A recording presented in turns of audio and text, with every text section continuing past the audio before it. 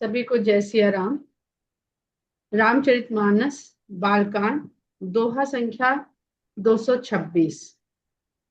दोहा इस प्रकार है कि उठे लखन निस विगत सुनी अरुण शिखा धुनि का। गुर ते पहले ही जगत पति जागे राम सुजा। इसका जो शाब्दिक अर्थ है वो हम लोग कल समझ चुके हैं। अब जो इसके पहले की चौपाइयां हैं उसके द्वारा इस दोहे के भाव को कनेक्ट करेंगे, जोड़ेंगे।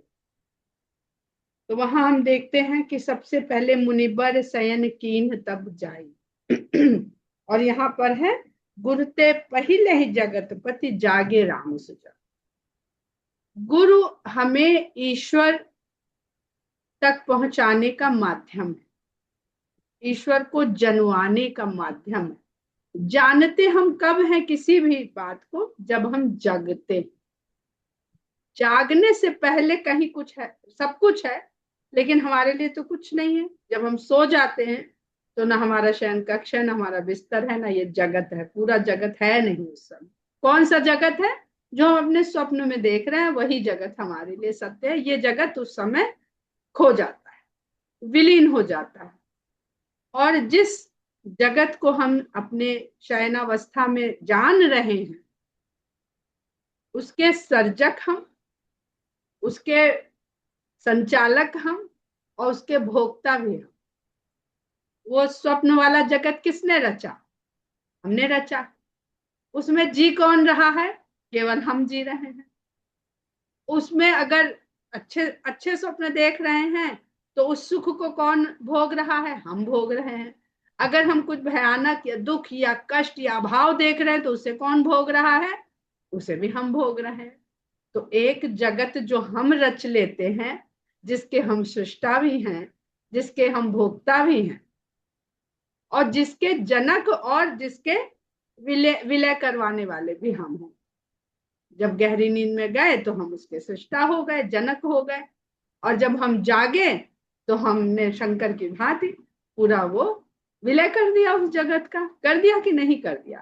तो अलका जी का जो उस दिन एक सुंदर प्रश्न था शंकर भगवान और लक्ष्मण को लेकर के काल के संबंध में, इससे भी इसको समझने का प्रयास करिएगा। अब ये हम लोग शंकर और लक्ष्मण के भेद में क्यों पड़ जाते हैं? फिर वही भेद बुद्धि। क्योंकि हमारी बुद्धि जो मस्तिष्क है उसके भी खंड हैं। तो अलग अलग खंड जिस मस्तिष्क में है वो अखंड को कभी समझ ही नहीं पाएगा। वो हमेशा खंड में ही जाके उलझ जाएगा। अब जागे राम सुजान, जागे तो, और जागते ही जगतपति कहा उनको। उनके जगत क्या है? जब जगत है तब जगत है, जब सोवत है तो जगत नहीं।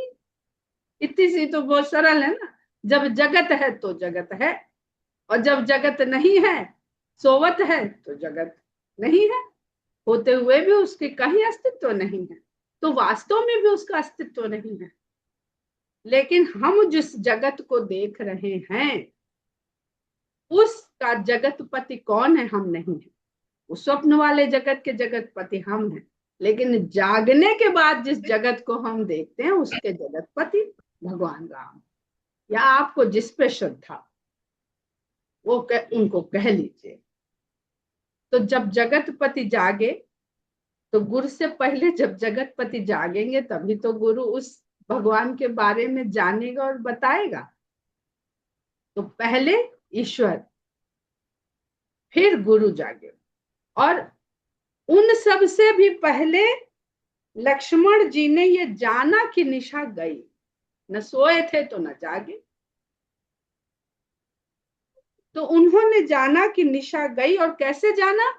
कि जब अरुण शिखा की ध्वनि उनके कानों में पड़ी तो उन्होंने जाना। और वो तो यहाँ पर देखते हैं कि ये काल चक्र है। काल चक्र, सृष्टि का निर्माण और काल चक्र, यही तो विज्ञान कहता है कि स्पेस और टाइम एक साथ उनका अस्तित्व में आए। तो जगते ही जगे। और लक्ष्मण जी जगे, लक्ष्मण जी थे अपनी ड्यूटी पे तैनात थे। लेकिन निशा, निशा को जानने से, जब हम आंख बंद कर लेते हैं तो भी तो निशा है।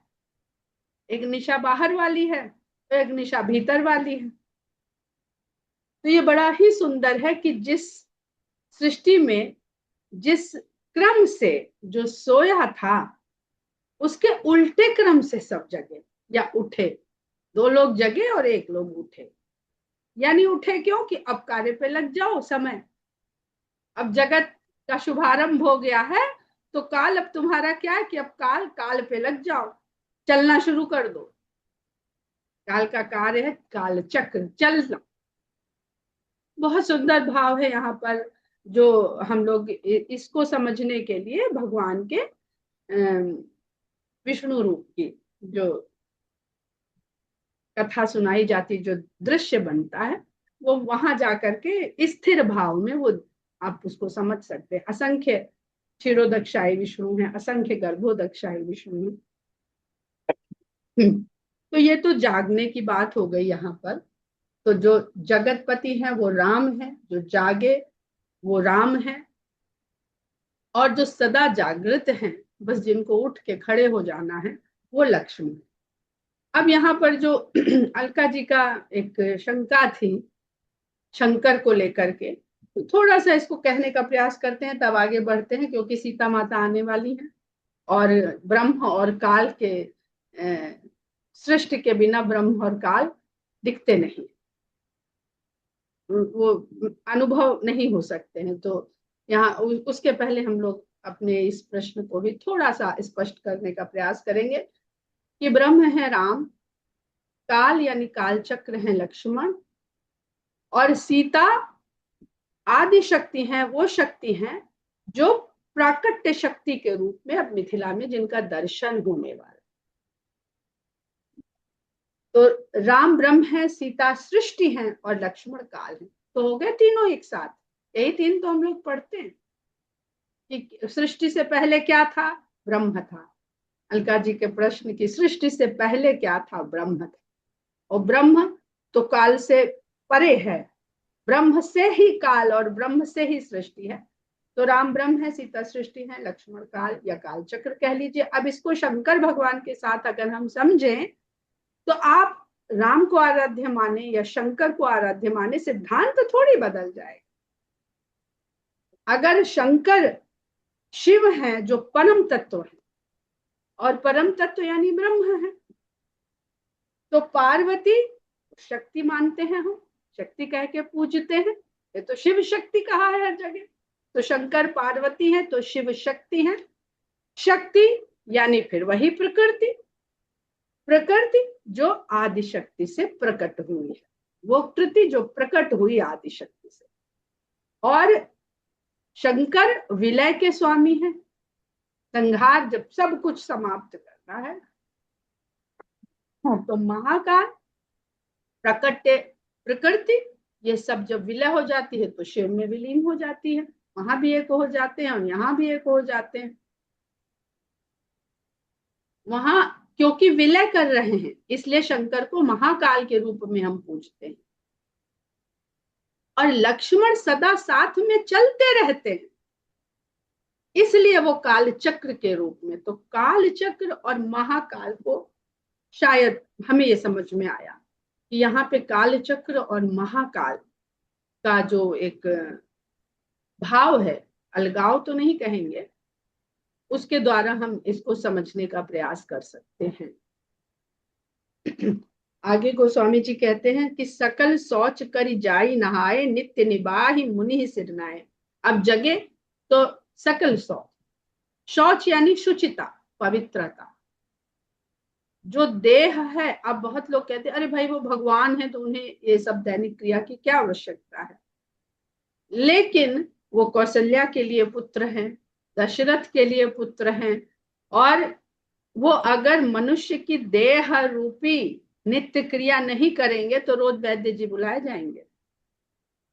आज तो हमारे पुत्र ने जो है मल त्याग नहीं किया, आज मूत्र त्याग नहीं किया, वैद्य महाराज देखिए कहीं कोई तकलीफ तो नहीं है। तो अपने भक्तों की संतुष्टि के लिए भगवान आरंभ से नित्य क्रिया कर रहे हैं, और ये भी समझा रहे हैं कि ये जो देह है, ये देह धारण करते ही जो परम ब्रह्म का जो अंश है, वो जब माया रूपी देह के बंधन में पड़ के शरीर बनता है, तो उसमें बहुत सारी अशुचिता आती है, जिसको बाह्य शुचिता और अंतःकरण की शुचिता दोनों हमें करनी।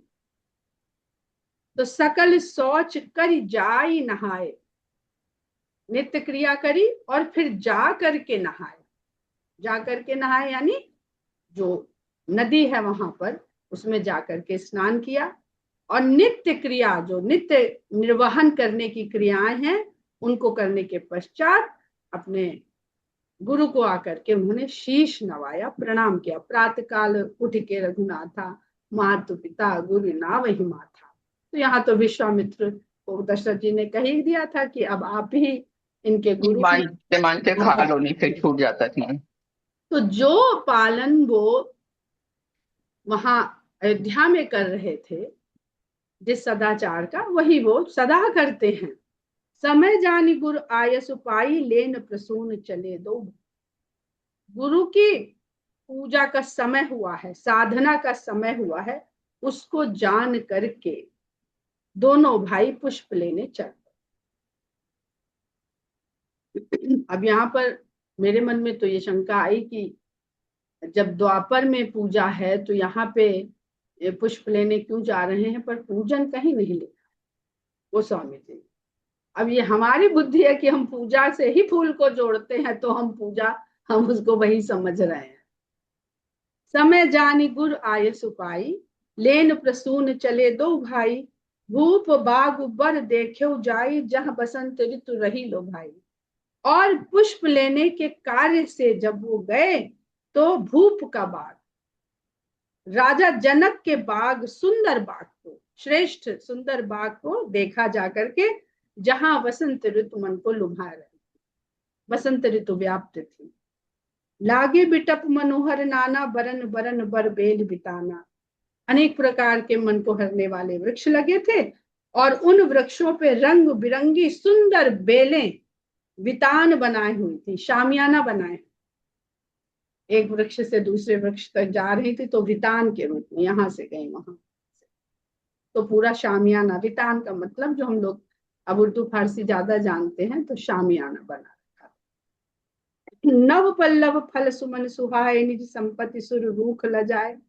वृक्षों के पत्ते इतने कोमल जैसे अभी अभी निकले हों, और पुष्प और फल उनमें शोभायमान हो रहे थे। उस पुष्प वाटिका की शोभा को देख करके निज संपत्ति सुर रूख ल जाए, जो देवता लोग हैं उनकी संपत्ति में, यानी उनके लोक में जो वृक्ष लगे हैं, वो भी लज्जित हो रहे हैं। चातक कोकिल कीर चकोरा, पूजत बिहक नटत कल मोरा। पक्षियों का उल्लेख है कि वहां पर पपीहा, कोयल, तोता, चकोर, ये सब अनेक प्रकार के पक्षी कूज रहे हैं, और मोर नट की भांति नृत्य कर रहा है। अब ये जब आप इस वाटिका का वर्णन पढ़ते हैं, तो निश्चय ही आपको उस वाटिका का स्मरण होना चाहिए जो गोस्वामी जी ने बालकांड के आरंभ में जो मानसरोवर का रचना करी है, और वहां पे जल और फिर सीढ़ियां और उसके चारों ओर जो बागीचा है उसका वर्णन किया है। अब थोड़ा सा आप लोग स्वयं पढ़िएगा और देखिएगा क्या समानता है और क्या भिन्नता है, तो बहुत सारी बातें आपको समझ में आए। वो जो मानसरोवर है, वो शंकर भगवान की जो भूमि है, वहां पर स्थित मानसरोवर है, जो रामचरितमानस में शब्दों के रूप में वो मानसरोवर रामचरितमानस में उतर आया। और ये जो सरोवर और बागीचा भी सरोवर आगे आएगा, ये विदेह की नगरी है। तो ऐसे पवित्र निर्मल सरोवर और बागीचे दो ही जगह मिले, एक शंकर भगवान की भूमि में और एक राजा जनक की भूमि में, क्योंकि भूप बाग, भूप यानी उस भूमि के स्वामी, पति, भूपति। और आगे फिर कहीं ऐसी वाटिका मिलेगी नहीं जो अशोक वाटिका मिलेगी, वो देह की नगरी में मिलेगी, लंका में। ये विदेह की नगरी की वाटिका है। तो ये सब आप लोग इसको चाहे तो किसी भी तरह से अपने नोट्स बनाइए और इनका अध्ययन करते चले स्वयं से। मध्य बाग सरसोह सुहावा, बाग के बीचों बीच में बहुत सुंदर सरोवर सुहा रहा है। मणि सोपान विचित्र बनावा, जो सीढ़ियां हैं सरोवर तक जाने की वो मणियों से बनी हुई बड़ी ही अनोखी हैं। विमल सलिल उत्सर सिज बहुरंगा, निर्मल जल है और बहुत बहुत सारे रंगों के कमल खिले हुए हैं। जल खग कूजत गुंजत भृंगा, जल के पक्षी उस सरोवर में कूज रहे हैं और भंवरे गुंजार कर रहे हैं कमल के ऊपर।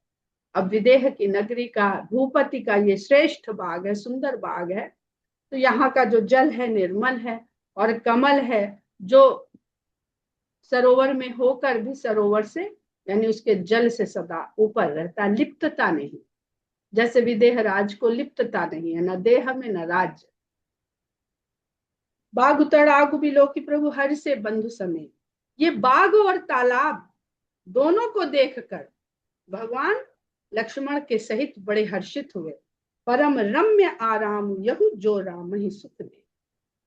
आराम यानी बागीचा, ये उर्दू वाला आराम नहीं है, ये हिंदी वाला आराम। बहुत ही परम सुंदर बागीचा है ये, जो राम को भी सुख देता है। राम को क्यों सुख देता है कि राम नरलीला कर रहे हैं और राम को सीता मिलने वाली हैं। तो परम सुख यानी परमात्मा और शक्ति का मिलन होने वाला है। इसका बड़ा सुंदर प्रसंग है कि केवल लक्ष्मण जी ही जानते हैं कि सीता और राम तो कभी अलग है ही नहीं, इसलिए उनको कभी इस बात का क्षोभ ही नहीं हुआ। वो साथ दिखे तो भी उनको कोई फर्क नहीं पड़ा और वो बिछुड़ गए तो भी नहीं पड़ा, क्योंकि लक्ष्मण जी ही एक जानते हैं। ये दिख रहे हैं जो गोस्वामी जी ने कह दिया कि कहियत भिन्न न भिन्न, ये जानने वाले केवल लक्ष्मण जी हैं। ये आगे के प्रसंगों में धीरे धीरे, क्योंकि सीता राम का विवाह जो है ये रामायण पढ़ने वालों के लिए कब होगा, जब दशरथ जी बारात लेके आ जाएंगे। वो सब अयोध्यावासी, अयोध्यावासियों ने सीता राम के विवाह का तब कब देखा, जब बारात के साथ आए दशरथ जी के साथ, तो अपनी आंखों से सीताराम के मिलन को, विवाह यानी मिलन, शक्ति और परमात्मा का मिलन। और जनकपुरी के विदेह नगरी के लोगों ने कब देखा, धनुष टूटते ही विवाह हो गया। तब समझ गए कि वो बड़ी सुंदर चौपाई है कि टूटे ही धनुष, जो हमें याद नहीं आ रही, कि धनुष जैसे ही टूटा वैसे विवाह हो गया।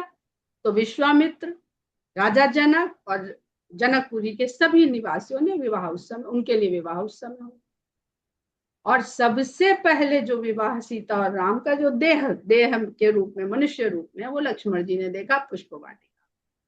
अन्य किसी पुरुष ने नहीं देखा, स्त्रियां बहुत है, अन्य किसी ने उस विवाह को नहीं देखा। और लक्ष्मण जी साक्षात वैराग्य का मूर्तिमान स्वरूप है।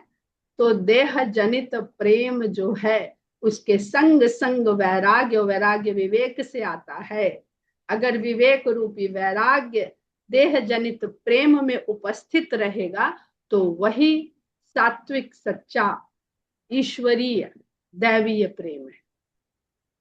आगे गोस्वामी जी लिखते हैं, चहुदिस चितई पूछ मालीगण। अब रामचंद्र जी कभी किसी मर्यादा का उल्लंघन नहीं करते, चारों ओर देखते हैं और उसके बाद उनको मालीगण मिलते दिखाई देते हैं तो उनसे पूछते हैं।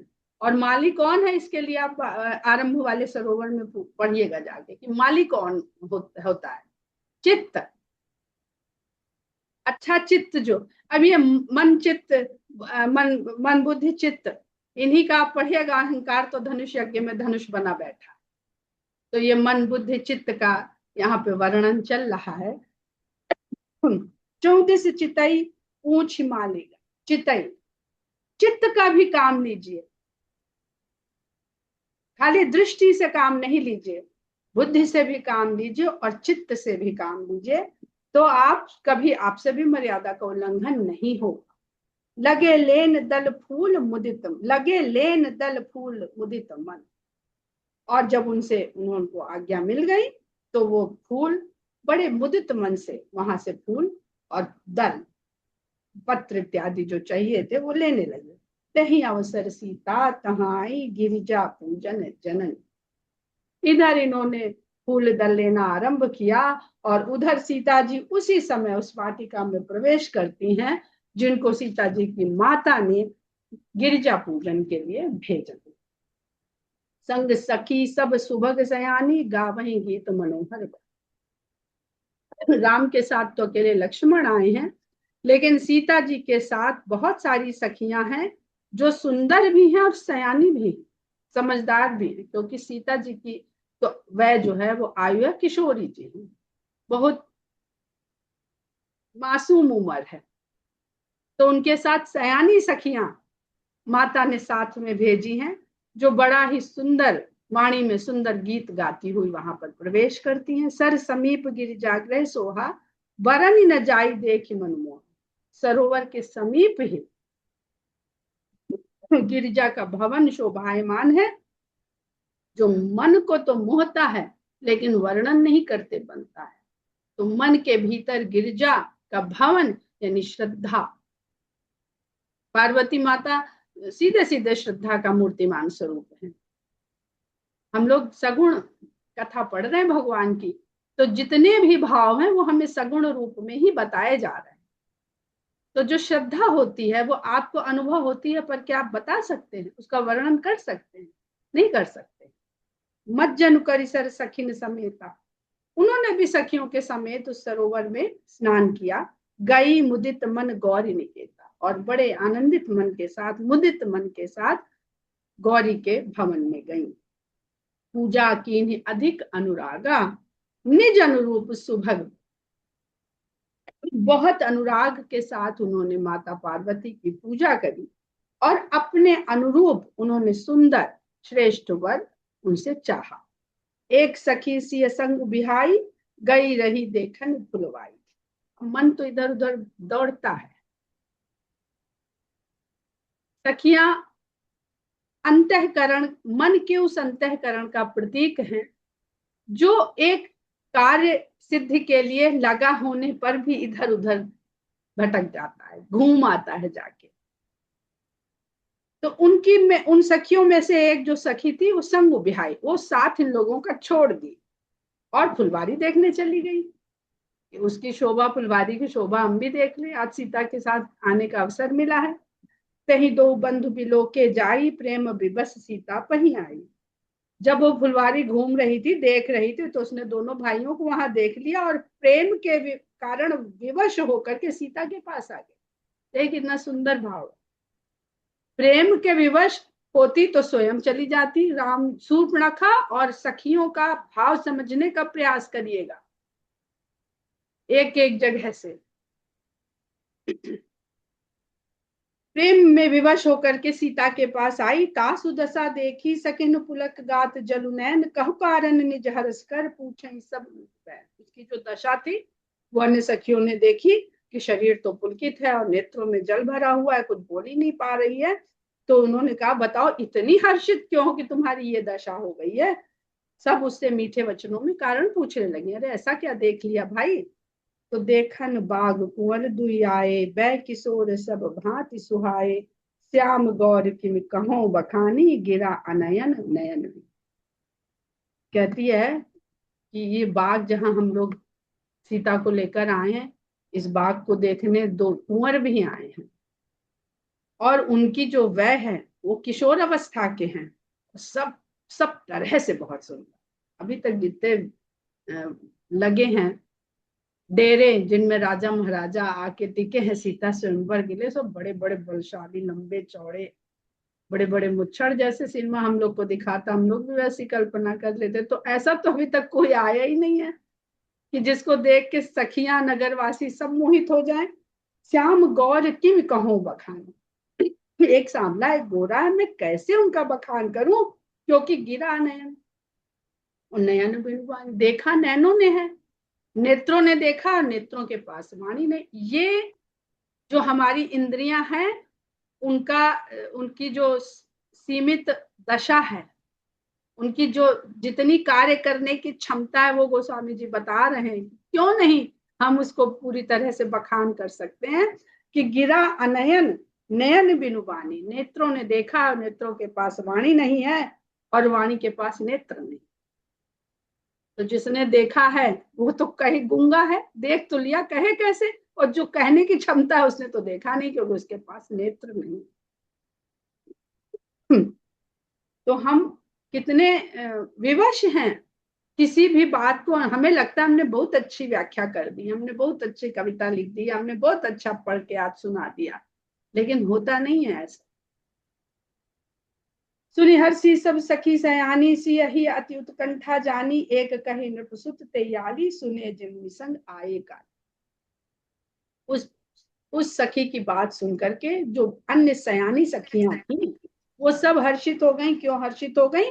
बात करते करते सीता की तरफ भी देख रही हैं, क्योंकि ये सब हो तो सीता के लिए रहा, और अभी तक किसी को ऐसा आया हुआ कोई अतिथि या राजा ऐसा दिखा नहीं है जिसके सौंदर्य पे वो सब मोहित हो जाए। तो इसलिए सीता की ओर देखती हैं, और सीता के हृदय में भी अत्यधिक उत्कंठा उनको अनुभव होती है। तो ये जान करके हर्षित होती हैं कि कोई तो आया जिसके लिए सीता के भी मन में कुछ जागा, कुछ उत्सुकता जागी, कुछ चाहत जागी। एक कही नृपसुत तैयारी, एक कहती है हे सखी ये नृपसुत है, हमने सुना है कि मुनि के संग कल ही पधारे हैं। अब गोस्वामी जी की यहाँ पे अब भाषा का चातुर्य देखिए, हम भी पढ़ रहे हैं कहीं कहीं कुछ कुछ उसी से बता रहे हैं, इसे मेरी बुद्धिमत्ता मत समझ लीजिए। राजा जनक ने, राजा जनक को गोस्वामी कहते हैं भूप।